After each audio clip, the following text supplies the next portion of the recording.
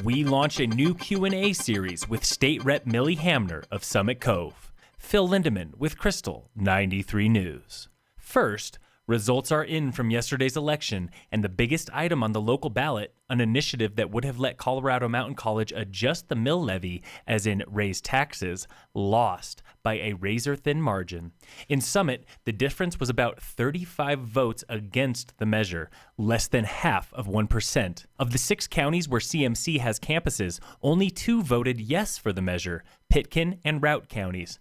Pitkin is home to the school's largest campus in Glenwood Springs. For all of her career, Millie Hamner has fought for education. It started as an elementary school teacher in Vail, continued as district superintendent for Summit Schools, and now culminates in her 8th and final year as a representative for Summit, Pitkin, and other mountain counties in the Colorado State House. When I'm able to delve into one person's issue to help them navigate some aspect of state government where they feel like they've hit a roadblock, that is really rewarding. Like housing and roads, Hamner believes that education is a vital part of the state infrastructure, but it doesn't end with public education. She's now part of a governor's task force with one overarching goal: set standards and needs for Colorado education far into the future, from early childhood to trade and craft schools. I've talked to a lot of people who have businesses here in Summit County who are struggling to find qualified employees that don't necessarily need 4 years of college education, but need some kind of certificate. But Hamner isn't only a guru on education. Less than a week before she leaves her home in Summit Cove for Denver and the State House, she also pointed to housing as one of the biggest and most complex issues facing Summit County and the entire state. Flourishing of the Airbnb and the vacation rental by owner.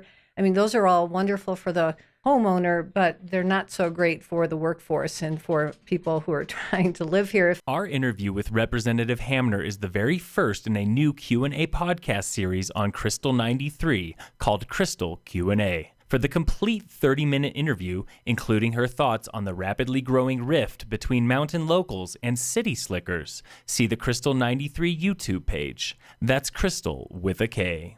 If you've been to Arapahoe Basin already this season or last season, you might have noticed the word POW stitched on every employee's jacket. Maybe you've even asked what it stands for. The acronym is for Protect Our Winters, and it's A-Basin's way of leveraging their name for climate change. Not only keeping our industry alive, it's just we have so much reach here. Our audience is so huge that we really have the potential to educate and talk to a lot of people about the importance of climate change.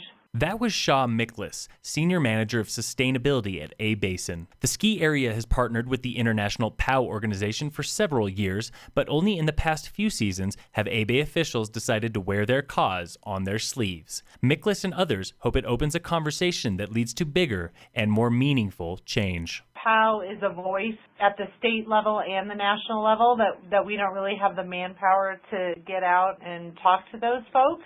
According to POW, 2016 was the 3rd consecutive year of record average temperatures across the globe. Since 1880, the entire world has warmed by 1.5 degrees. Warmer temps mean warmer winters, and POW has partnered with hundreds of pro athletes to spread the message, including Jamie Anderson, Danny Davis, and Summit's own snowboarder, Jake Black. On their end, Miklas and A-Basin are putting POW's message into action. The recent Beavers and Steep Gullies expansion is minimally invasive, with no roads required. Most everything came into the Beavers and the Steep Gullies on foot, by helicopter, or by snow last season. To learn more about POW and global warming in the ski industry, see protectourwinters.org.